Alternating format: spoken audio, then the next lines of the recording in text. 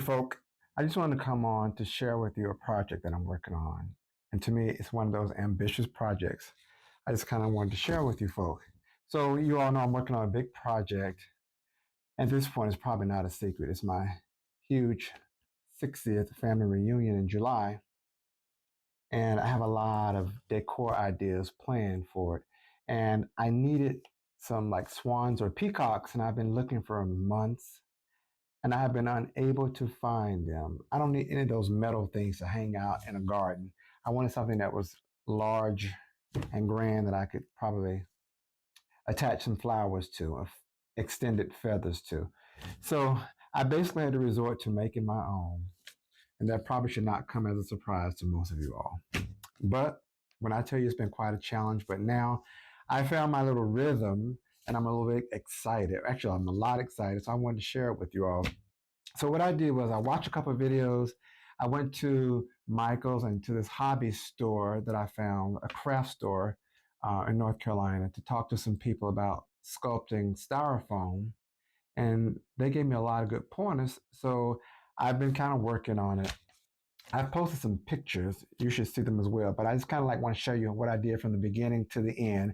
And I'll show you even where I am now. So I needed two. So first of all, what I did was I took some paper and just kind of sketched the body in two pieces, like the body and the neck and the head, which is like this. You can kind of see how it looks, right? So when you put it together like this, you can kind of see it. Individually, it looks like this, almost like a big tear that's pointed. And obviously the swan or the peacock's neck, and together it looks like this, right?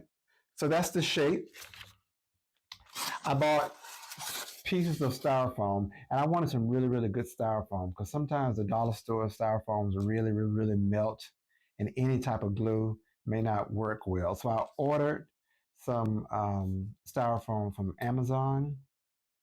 Sometimes people call it thermocore, which is a very interesting name, thermocore or styrofoam. And I ordered some from Amazon, and I bought a few from Michael's in chunks like these. Here's another. And these very long boards. It's probably 1.5 and 2 inches thick, right?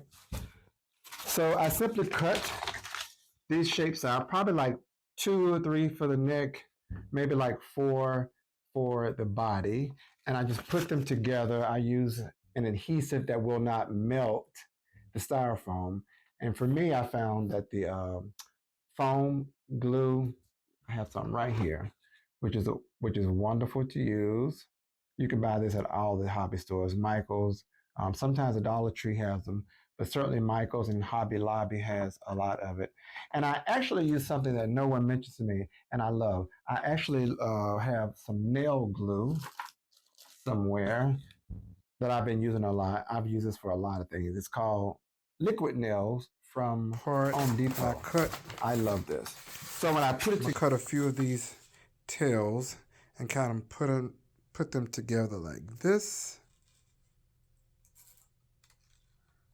right? I'm going to cut several layers of these, just 2 layers of these, several, and going to stack probably 2 or 3 on either side of the neck, and then I will get into the sculpting of it a little bit later. So stay tuned. I love this. So when I put it together, folks, it looks like this. Let's show you. Look. And I'll show you from this view. So you see how I cut the shapes and just put them together. 2 for the neck. You know, coming down, his longer torso is a little bit wider, and the body is about 4 pieces wide. I also stuck a dowel inside and glued it because I'm not quite sure yet how I'm going to have this baby stand. So, but I'll figure it out. I just wanted to, but at least I have it. But I'm quick video to show you how my sculpting started. In my past videos, I showed you what it kind of looks like. It's just kind of like these blocks of styrofoam that I glued together. And the toughest part is starting to sculpt this baby. And as you can see, it's just really pieces. And I ordered these utility knives, and they're really, really great. And I also have a hot knife um, that I purchased from Michael's. It's kind of scary, so I don't really use the hot knife as much. So basically what I do is go in and in my head, I have to realize that nothing is square. Most animals and humans and things have a roundness to them. So in my mind, as I'm starting to shave things away, I'm thinking about how the neck and the torso of the peacock has to be more rounded. So therefore, I'm just going in like this, shaving pieces off.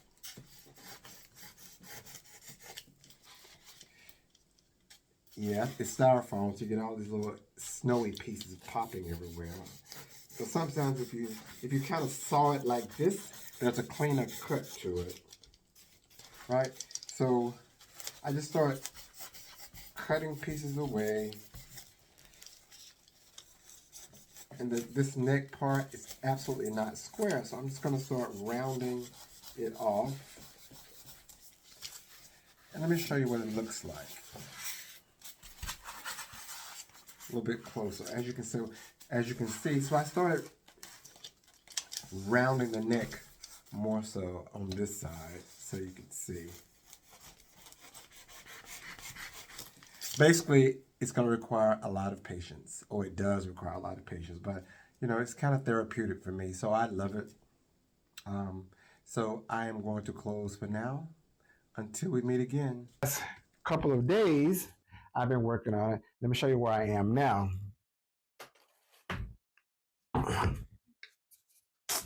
Voila. So what do you think? Starting to take shape, right? And basically what I use, folks, is some cutting knives I ordered from Amazon, and they have a hot knife, which is like a long, thin needle that melts styrofoam. That was a little risky for me, so I liked cutting with these utility knives, and I got sandpaper, and as I cut, I just started shaping it, to get the roundness of the neck, and you see the shape of the head better. Once I did that, I bought some feathers from Hobby Lobby. They come in packs like this. They're great. A different variety of feathers.